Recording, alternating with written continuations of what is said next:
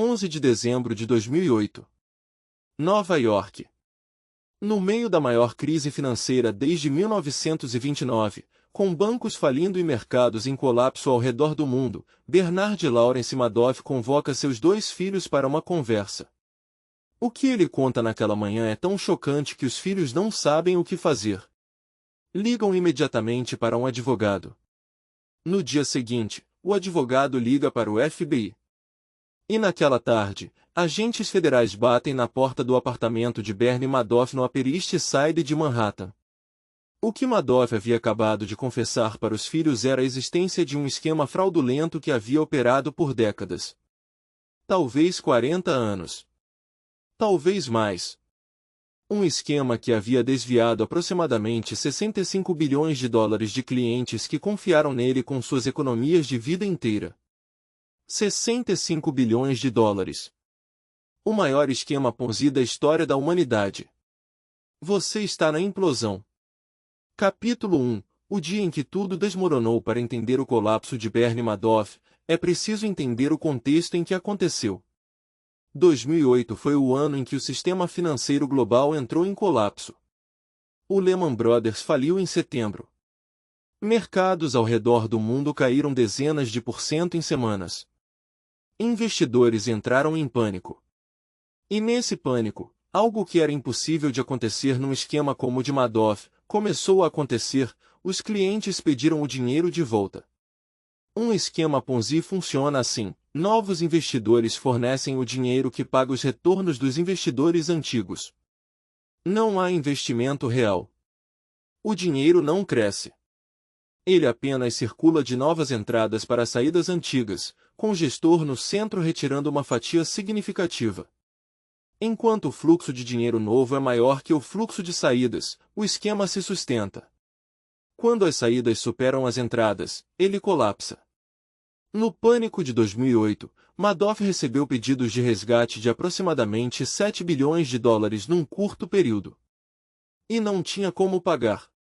O dinheiro simplesmente não estava lá. Nunca havia estado. Havia apenas 300 milhões de dólares na conta da firma, segundo registros posteriores. Uma fração minúscula do que deveria estar. Madoff sabia que o fim havia chegado.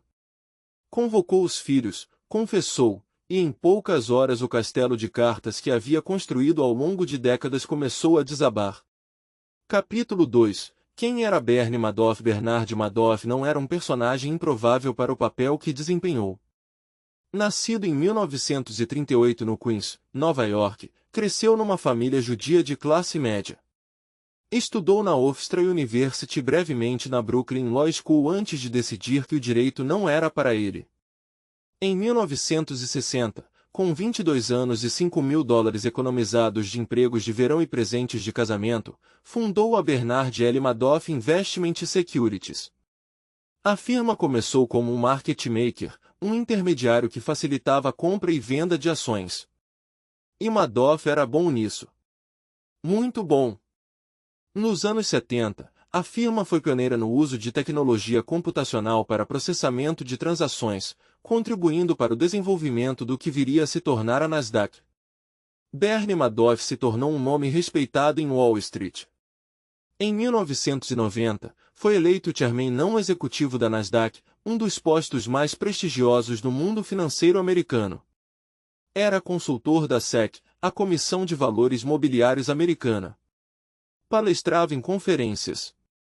Era citado na imprensa como modelo de integridade e competência.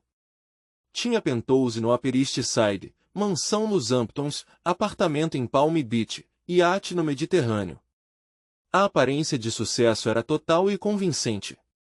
E era exatamente isso que tornava tão fácil confiar nele com todo o dinheiro que uma família havia construído ao longo de décadas.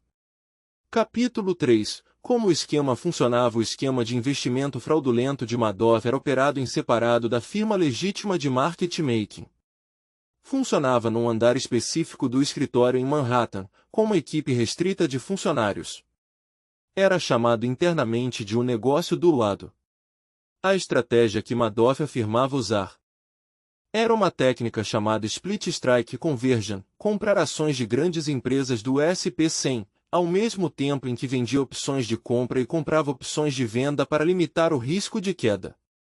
Uma estratégia legítima, sofisticada o suficiente para impressionar, mas não tão complexa que clientes não a compreendessem superficialmente. O retorno prometido era de consistentes 10 a 12% ao ano, independente das condições de mercado. Mesmo quando o mercado caía, os extratos dos clientes de Madoff mostravam ganhos. Especialmente em anos ruins, esse desempenho anticíclico parecia extraordinariamente sofisticado. Na prática, não havia investimento algum. O dinheiro que chegava de clientes ia direto para uma conta corrente. Quando clientes pediam para resgatar, o dinheiro saía dessa mesma conta. Os extratos eram falsificados. As posições listadas não existiam. A única operação real era a gestão do fluxo de caixa entre entradas e saídas. Frank Di Pascali, o principal operador do esquema dentro do escritório, supervisionava a falsificação de documentos. Foram encontradas, na investigação posterior, evidências de que documentos eram retroativamente ajustados para mostrar posições em datas passadas, criando um histórico de transações que nunca aconteceram. O esquema funcionou por décadas porque Madoff era disciplinado, cuidadoso na seleção de clientes, e porque os retornos prometidos eram altos o suficiente para atrair, mas não altos demais para parecerem impossíveis. 10 a 12% ao ano parece razoável. 50% ao ano levantaria alarmes imediatos. E havia outro elemento crucial: Madoff criou exclusividade. Não era fácil investir com ele. Você precisava ser apresentado. Havia lista de espera. Ele recusava clientes. Esse paradoxo de difícil acesso tornava o privilégio de ser aceito ainda mais valioso, e as pessoas ficavam menos propensas a questionar o que acontecia depois. Capítulo 4. Os que confiaram e perderam tudo. As vítimas do esquema de Madoff formam uma lista que dá dimensão ao alcance da destruição. Havia grandes fundos de investimento europeus, como o Fairfield Greenwich Group, que havia colocado 7,5 bilhões de dólares com Madoff. O banco espanhol Santander perdeu 2,87 bilhões. O banco francês BNP Paribas, 350 milhões. Mas as histórias mais devastadoras não são as dos bilhões perdidos por instituições que tinham outros recursos para sobreviver. São as histórias das pessoas comuns. Havia comunidades inteiras, especialmente nas comunidades judaicas americanas de Florida e Nova York, que confiavam em Madoff porque ele era parte de suas comunidades sociais, frequentava os mesmos clubes de golfe, participava das mesmas sinagogas. O acesso ao fundo de Madoff era passado entre amigos, parentes, rabinos. Famílias inteiras perderam suas aposentadorias. Idosos que haviam passado 50 anos economizando viram seus saldos chegarem a zero. Fundações de caridade que haviam colocado seus recursos com Madoff, algumas criadas por sobreviventes do Holocausto para perpetuar memórias e missões, encontraram contas vazias. A Fundação Wiesel, do Nobel da Paz Elie Wiesel, perdeu 15 milhões de dólares, virtualmente todos os seus recursos. O impacto psicológico foi catastrófico. Suicídios foram registrados entre vítimas. Madoff Sr., o filho mais velho de Madoff, que havia relatado o pai ao FBI e cooperado com investigações, suicidou-se no segundo aniversário da prisão do pai. O número total de vítimas identificadas passou de 37 mil em mais de 130 países. Capítulo 5. A investigação que chegou tarde. Uma das dimensões mais perturbadoras do caso Madoff é que o esquema havia sido denunciado repetidamente. Harry Markopolos, analista financeiro de Boston, começou a investigar Madoff em 1999, quando um concorrente pediu para que ele replicasse a estratégia de Madoff. Depois de analisar os números por horas, Markopolos chegou a uma conclusão simples: era matematicamente impossível gerar os retornos que Madoff afirmava gerar com a estratégia que ele descrevia. Ou o esquema era fraudulento, ou ele estava usando informações privilegiadas. Marco Polo foi à SEC com um memorando detalhado. Nada aconteceu. Foi de volta com mais evidências em 2001. Nada. Em 2005, enviou à SEC um documento de 21 páginas intitulado O maior fundo de hedge do mundo é uma fraude, com 6 argumentos separados e irrefutáveis provando que os retornos de Madoff eram impossíveis. A SEC abriu uma investigação que não encontrou nada. Marco Polo foi à mídia, tentou chamar a atenção de repórteres financeiros. Sem sucesso. A SEC, que deveria ser o guardião do sistema, entrevistou Madoff em pelo menos 2 ocasiões durante os anos em que investigou as denúncias de Marco Polo. Madoff mentiu com tranquilidade, forneceu documentos falsificados, e os investigadores da SEC, sem o treinamento ou recursos para aprofundar a análise, fecharam os casos.